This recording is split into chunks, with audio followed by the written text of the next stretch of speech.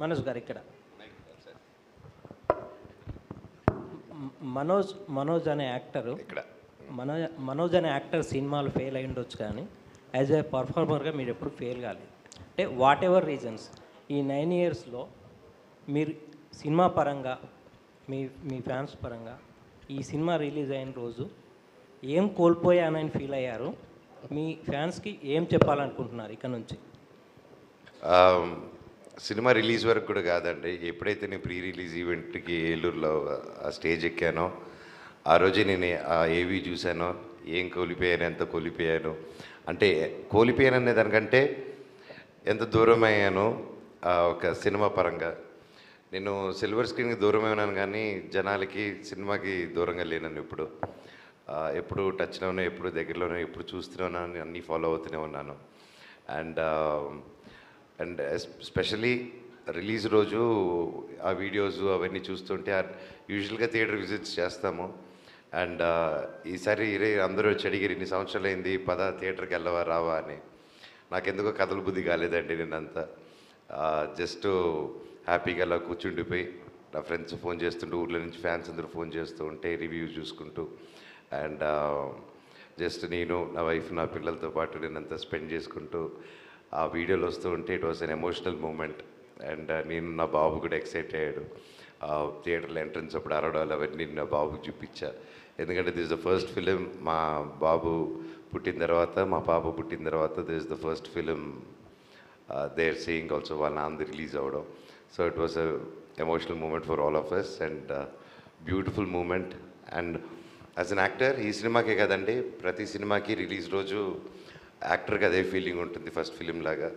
అది లేనప్పుడు యాక్టర్కి అది జీలిపోతుంది. So I think for every film 9 years gap అవ్వచ్చు, 9 months 9 days గ్యాప్ అయినా సరే ఇంకో సినిమా వస్తుంటే ఓయమ్మ ఇది ఎలా ఉంటుందిరా సామే అనుకుంటే దండం పెట్టుకుంటూ ఉంటారు రోజు. So it's the same thing, but I'm happy and glad I'm back. మళ్ళీ మీ అందరితో ఇంటరాక్ట్ అవుతున్నాను.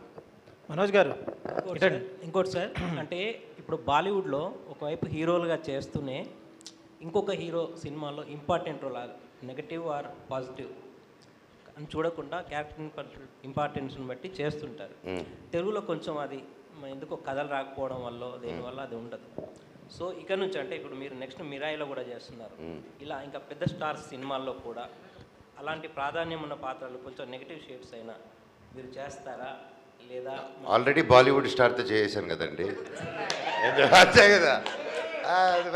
మళ్ళీ ఇంకో యాక్టర్తో చేస్తారు అక్కడ అడగాలి, డెఫినెట్గా చేస్తా, అంతే. All the best. Thank you. Manoj గారు ఇటండి. మనోజ్ గారు అన్నా, మీరు ఇప్పుడు దాకా సినిమాలు తీసింది ఒక లెక్క, ఈ సినిమాకి ఒక లెక్క. ఎందుకంటే ఈ సినిమాలో మీకు తగ్గట్టే క్యారెక్టర్ ఇచ్చారు, మీ క్యారెక్టర్ తగ్గట్టే మీ పేరు గజపతి. అసలు ఈ సినిమా చూస్తుంటే సినిమాలో ముగ్గురు కనిపించట్లా, మీరు ఒక్కరే కనిపిస్తున్నారు మాకు. ఎందుకంటే ఆ క్యారెక్టర్ ఎలా ఉంది, ఇన్ని సినిమాల నుంచి మీరు చేసిన క్యారెక్టర్స్లో ఈ క్యారెక్టర్ విడిగా ఉంది. అయితే ఏంటంటే దీనికి మీరు ఎలాంటి హోంవర్క్ చేశారు? ఎందుకంటే మీ వాయిస్ వేరేగా ఉంది, తర్వాత మీ యాక్టింగ్ కూడా చాలా డిఫరెంట్ ఉంది. ఎలాంటి హోంవర్క్ చేశారు అసలు? సార్ ఫస్ట్ ఆఫ్ ఆల్ నా ఒక్కడికే పేరు వచ్చిందంటే నేను ఒప్పుకోను sir. And we all 3 of us share the screen space and అందరికీ పేర్లు వచ్చింది. అండ్ మేబీ నాది ఎందుకు మీరు అన్నట్టు కొన్ని చోట్ల కొంతమంది హైలైట్ చేస్తున్నారంటే maybe that's because it's been 9 years and నేను ఎప్పుడూ కొంచెం కామెడీగా అలాంటివి చేస్తూ ఉన్నాను. That's how everybody knows. And సడన్గా ఒకేసారి అంత సీరియస్గా అంత పవర్ఫుల్ రోల్లో చూసేసరికి they didn't expect to see maybe మనోజ్ని అలా చూడడం ఫస్ట్ టైం కాబట్టి అది ఇంపాక్ట్ ఉండిందేమో అండి. అండ్ హోంవర్క్ పరంగా నేనేం హోంవర్క్ చేయలేదండి. Total credit goes to director. ఆ హోంవర్క్ ఆయనకు వదిలేశాను. ఆ హోంవర్క్ తిప్పలన్నీ ఆయనే పడి హోంవర్క్ చేసుకుని సెట్కి వచ్చి ఇది చేయనారా చేసాను. అండ్ అలాగే నా లుక్ డిజైన్ చేసి కూడా సార్. అండ్ చెన్నైలో పూర్ణిమ రామస్వామి గారితో డ్రెస్ డిజైనింగ్ చేయించడం జరిగింది.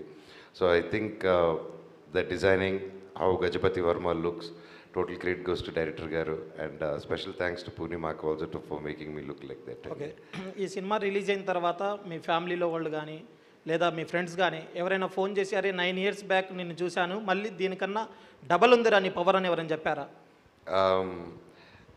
నువ్వు అంటే గ్యాప్ తీసుకుంది అనిపించలేదు. ఎక్కడ వదిలేవా అక్కడే మళ్ళీ స్టార్ట్ చేసినట్టుంది అన్నారండి. That was the best compliment from my friends and family. Bellamkonda Sai Srinivas గారు సార్, ఇక్కడ సార్ మీకు ఫస్ట్ నుంచి డ్యాన్స్ విషయంలో అలాగే ఫైట్స్ విషయంలో మంచి పేరు ఉండేది. పర్ఫార్మెన్స్